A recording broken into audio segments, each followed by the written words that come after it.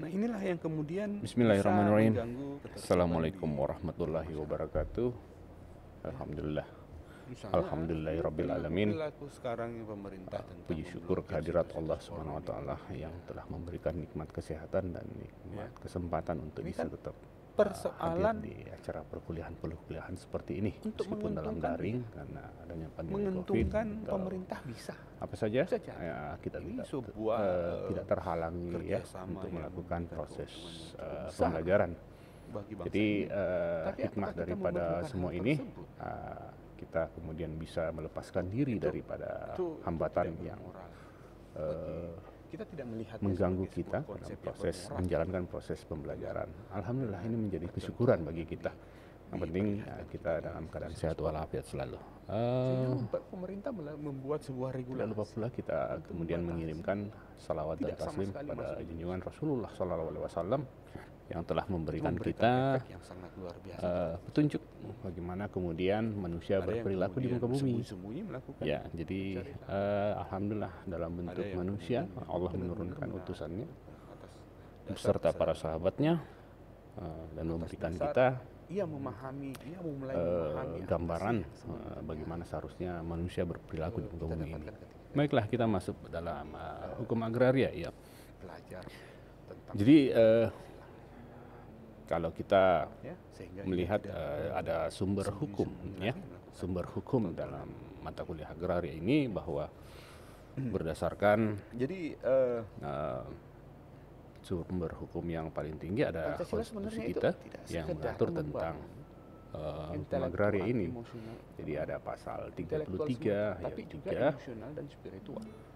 ya yang Ya. dinyatakan dalam Undang-Undang Dasar Intelektual 1945 kita bahwa bumi, air, serta kekayaan alam yang terkandung di dalamnya bergaul dengan masyarakat. dikuasai oleh negara dan dipergunakan Kita di dalam dunia untuk pendidikan sebesar-besarnya seperti ini. kemakmuran rakyat. Bertemu Jadi meskipun sedikit gambaran bahwa di dalamnya dikuasai oleh kemudian negara. ada yang Olehnya kemudian kita panjang-panjang belajar ada tentang bagaimana sih sebenarnya negara mengatur tentang agraria ini dan untuk apa sih sebenarnya. Kalau kita bertanya untuk apa sebenarnya alasannya dan urgensinya, dengan maka tentu kita bisa melihat bahwa negara pembelajaran yang kita akan dapatkan selama mempergunakan sebesar-besarnya untuk kemakmuran rakyat. ini, yang seperti Jadi yang saya katakan tadi, bahwa negara dipimpin oleh pemimpin negara ini dengan Pancasila mengeluarkan kita sampai ke dalam hukum. tataran pendidikan tinggi seperti ini, Bagaimana cara Kita berperilaku kita, mencari tahu bagaimana caranya bergaul. bagaimana caranya berperilaku kita, agar kemudian nantinya kita menemukan bentuk bermasyarakat yang sebagaimana kita harapkan, ya. Mungkin sebagai awal kita mungkin biasa melihat bahwa terjadi sengketa-sengketa, ya, atas hak atas tanah yang seperti itu. Mungkin keluarga Anda atau siapa teman dekat Anda, cerita-cerita atau bahan bacaan Anda memperlihatkan bahwa persoalan ini perlu untuk segera diberikan solusi untuk memberikan ya kesejahteraan bagi masyarakat, ya. Kita akan tidak tenang untuk dalam penguasaan hak atas tanah ketika ini tidak diatur ya tidak diatur oleh mekanisme. Nah, hukum agraria adalah ini diantaranya ada mekanisme bagaimana kemudian kita memiliki hak atas tanah tersebut. Jadi ada peran negara yang mengatur. Kalau kita melihat sejarah kenapa mesti diatur oleh negara, waktu saya bisa menggunakan pendekatan bahwa ketika seorang nabi dulu ya berpikir bagaimana mengatur masyarakatnya atau kaumnya, maka Allah kemudian menurunkan firman bahwa kamu perlu memimpin beberapa orang dan beberapa orang memimpin beberapa orang lainnya, sehingga terjadilah sebuah struktur di dalam masyarakat itu. Nah, struktur inilah yang mempunyai tujuan untuk seperti negara ini untuk memberikan kesejahteraan ya orientasinya seperti itu. Nanti kita singgung-singgung apakah terkaitan dalam hukum agraria ini keterkaitan antara negara kemudian memberikan kesejahteraan kepada masyarakat. Bagaimana bentuknya itu kesejahteraan untuk masyarakat? Nantilah kita cerita-cerita di dalam materi hukum agraria ini. Yang jelas sumber hukumnya sudah terdapat di dalam konstitusi kita. Kemudian ada Undang-Undang Nomor 5 Tahun 1960 tentang Undang-Undang Pokok Agraria. Ada juga peraturan pelaksanaan di bawahnya Undang-Undang Pokok Agraria itu. Contohnya Undang-Undang Hak Atas Tanah. Ya. Ada juga peraturan yang bukan peraturan pelaksanaan UUPA, ya, Undang-Undang Pokok Agraria, tetapi dia melengkapi Undang-Undang Pokok Agraria tersebut. Ya. Sebagai sumber hukum lainnya ada peraturan lama yang masih berlaku, ya, berdasarkan ketentuan peralihan Undang-Undang Pokok Agraria. Nanti cobalah mahasiswa kemudian mengamati sumber-sumber ini, hukum ini, supaya bisa melihat bahwa tindakan kita ini sebenarnya sudah dikuatkan oleh pendekatan-pendekatan hukum. Nah, peraturan lama apa kira-kira yang masih berlaku berdasarkan ketentuan peralihan Undang-Undang Pokok Agraria? Ya, ini menjadi pertanyaan lanjutan buat Anda. Kemudian ini bisa mengantar Anda untuk banyak belajar lagi atau banyak mengetahui. Nah, ada juga yang kemudian sumber hukum yang tidak tertulis. Nah, seperti norma-norma hukum yang diambil sesuai dengan kebutuhan, ketentuan pasal 5, 56 atau 58 Undang-Undang Pokok Agraria. Silahkan langsung menuju ke sana untuk melihat apa konten, apa isi daripada pasal-pasal yang saya sebutkan tadi. Ada juga hukum kebiasaan baru, jurisprudensi misalnya, ya, berasal dari jurisprudensi. Ada juga ya, merupakan bentuk-bentuk perjanjian. Jadi sebenarnya tanah ini kita harus pahami bahwa esensi dari tanah ini banyak fungsi. Dia memiliki banyak fungsi, ya. Misalnya untuk wisma, yaitu tempat tinggal bagi masyarakat, tempat bekerja atau karya, ya. Ada sarana perhubungan dan fasilitas lain untuk masyarakat, misalnya marga, ya, itu disebut marga, ya. Jadi ada wisma, ada karya, ada marga, dan ada suka, ya, tempat hiburan bagi masyarakat.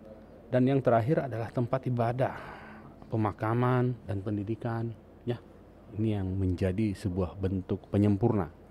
Jadi perlu kita pahami tanah itu, ya, minimal wisma, karya, marga, suka, dan penyempurna. Nah, silahkan ini Anda maknai seperti apa kira-kira contohnya gitu, ya, dari kelima fungsi di sini. Jadi kalau kita berbicara tentang ruang lingkup hukum agraria, dia memiliki arti luas dan sempit. Nah, dalam arti sempit merupakan bumi, yaitu tanah, sedangkan agraria dalam arti luas yang meliputi baraka, ya. Biasa diistilahkan dengan baraka. Apa itu baraka? Bumi, air, ruang angkasa, dan kekayaan alam yang terkandung di dalamnya. Jadi terkait hukum agraria ini kita boleh berbicara dalam tataran yang lebih sempit, dan kita boleh berbicara dalam tataran arti luas yang seperti yang saya sebutkan tadi. Nah, Anda boleh kemudian mencari asal kata daripada hukum agraria ini. Nah, ya, itu tindakan yang selanjutnya Anda boleh cari di berbagai referensi atau literasi, ya. Ada garis-garis besar perkembangan hukum tanah di Indonesia, ya. Jadi perkembangan hukum tanah di Indonesia sebelum undang-undang pokok agraria sebenarnya sudah ada, ya, hukum-hukum tanah yang diselenggarakan oleh masyarakat. Ada hukum tanah adat, ada hukum tanah swapraja, ada hukum tanah administrasi dan hukum tanah antar golongan. Jadi sebelum terjadinya atau lahirnya Undang-Undang Pokok Agraria, sebenarnya sudah ada undang-undang atau aturan yang berlaku disebut dengan hukum tanah lama sebelum Undang-Undang Pokok Agraria. Ada 4 tadi: hukum tanah adat, hukum tanah swapraja, hukum tanah administrasi, dan hukum tanah antar golongan. Silahkan mempelajari lebih lanjut terkait hal ini, ya. Nah, kemudian macam penguasaan, ya, tanah di Indonesia dan pengaturannya dalam sistem tanah sebelum Undang-Undang Pokok Agraria itu ada penguasaan tanah hak Indonesia dan tanah hak Barat. Jadi kemudian lahirlah Undang-Undang Pokok Agraria ini yang mengatur, ya, semua bagaimana kemudian adanya tanah hak Indonesia, adanya tanah hak Barat ini diatur menjadi satu. Jadi tidak terjadi lagi dualisme hukum. Jadi ada kemudian aturan yang seragam berlaku di seluruh Indonesia. Inilah yang kemudian melahirkan Undang-Undang Pokok Agraria, ya. Jadi menghentikan dualisme hukum. Juga tadi sempat waktu sebelum berlakunya Undang-Undang Pokok Agraria memperlihatkan dengan adanya hukum tanah adat, hukum tanah swapraja, hukum tanah, ya, antar golongan dan administrasi. Ini memperlihatkan banyaknya hukum-hukum yang berlaku di Indonesia sehingga menimbulkan dualisme hukum. Sulit kita menemukan kepastian hukum, ya. Nah, inilah kita mempelajari hukum agraria, kemudian mengantar kita untuk memahami bagaimana pembentukan hukum yang perlu di Indonesia. Ini salah satu contoh. Jadi kita kemudian melihat sejarah perkembangan daripada hukum agraria, kita melihat kepentingan-kepentingan yang harus diakomodir bagi rakyat Indonesia, ya, misalnya meningkatkan kesejahteraan masyarakat Indonesia melalui tanah dan bagaimana regulasinya dibentuk. Ya, ini banyak kemudian memperlihatkan kita cara-cara hukum, ya, cara-cara hukum untuk mengatur masyarakat yang berada di wilayah hukum tersebut, ya. Jadi itu ini kemudian terjadi juga perlu kita ketahui bahwa adanya politik pertanahan waktu pemerintahan, ya, kolonial, ya. Jadi di sini dia kemudian menceritakan bahwa mengisahkan tentang gubernur jenderal tidak boleh menjual tanah, ya. Jadi dilarang, dalam larangan tersebut, ya, tidak termasuk tanah yang tidak luas yang diperuntukkan bagi perluasan kota, desa, serta pembangunan kegiatan usaha kerajinan. Ya. Jadi ada politik-politik pertanahan, ya, semasa pemerintahan kolonial. Ini kenapa kita perlu mempelajari tentang politik, ya, politik pertanahan pemerintahan sebelum semasa kolonial, ya, berkuasa di Indonesia. Karena kita kemudian Adinda kemudian atau peserta didik kemudian bisa melihat orientasi apa yang mereka bangun gitu untuk memenuhi keinginan mereka. Kalau kita mengatakan mereka adalah penjajah, tentu mereka melakukan upaya-upaya untuk, ya, membuat kita tidak sejahtera misalnya, ya. Inilah politik pertanahan di masa kolonial berkuasa yang kemudian tidak memberikan kita kesejahteraan. Nah, ini yang perlu dipelajari, ini perlu dicermati, perlu diketahui kisahnya supaya tidak berulang lagi hingga hari ini, ya. Jangan sampai kita menjadi orang-orang yang kemudian meneruskan semangat kolonial tersebut. Nah, Itulah pentingnya mengapa kemudian kita harus mempelajari politik pertanahan semasa kolonial berkuasa, ya. Jadi untuk pertemuan kali ini, ya, ada beberapa hal yang perlu Anda kembangkan dengan video ini sebagai pengantar agar Anda bisa lebih menguasai materi tersebut. Anda bisa bertindak untuk mencari apa yang Anda kurang pahami, kemudian kita memberikan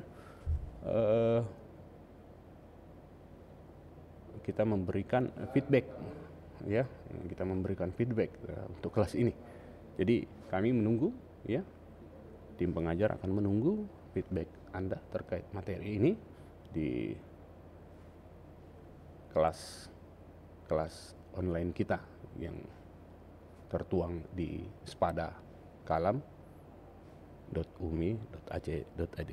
Oke, sampai bertemu di pertemuan selanjutnya, adindaku sekalian, dan assalamualaikum warahmatullahi wabarakatuh.